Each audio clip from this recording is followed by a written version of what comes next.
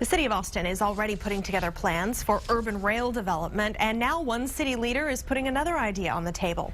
A subway in downtown, just like in New York City. Don't expect an underground train system too soon, but don't dismiss the idea either. KXAN's Angie Bevan explains why.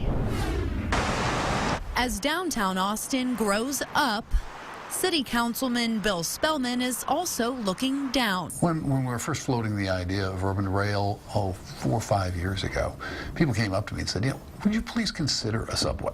Don't put a pencil to it and see whether or not it makes any economic sense. Right now, the short answer is it doesn't. But Spellman says looking at the big picture, it could. If we're going to be building a train system not just for the next 5 or 10 years, but for the next 50 years, because that's how long these things last, it makes sense for us to consider what kind of densities we're going to be dealing with 50 years from now, and a subway might very well be a very good idea. This map shows where city leaders are considering urban rail, a high-capacity transit system connecting South Austin and North Austin to the downtown corridor. Spellman says don't rule out some underground rail in those plans. Some combination of being below ground where it makes sense, being on the ground where it makes sense, maybe being above ground where it makes sense. If money were no object, I'd like the whole thing to be underground because we're not losing any traffic and we're able to go at much higher speeds and carry a lot more people. He says the plan should be finalized in the summer, and then voters will get a say in November on a city bond to fund the project.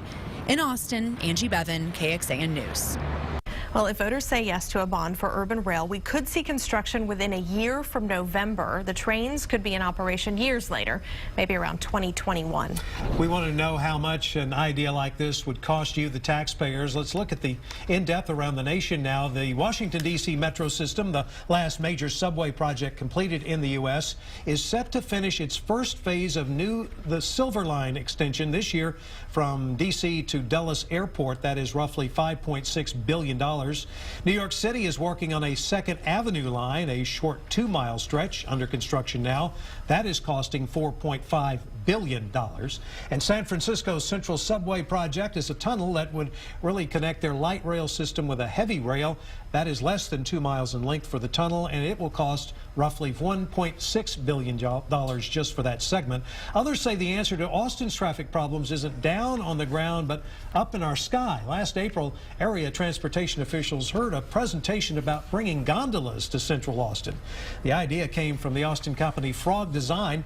That company says small shuttles hanging on a cable could travel around 15 miles an hour and hold 4 to 6 people each.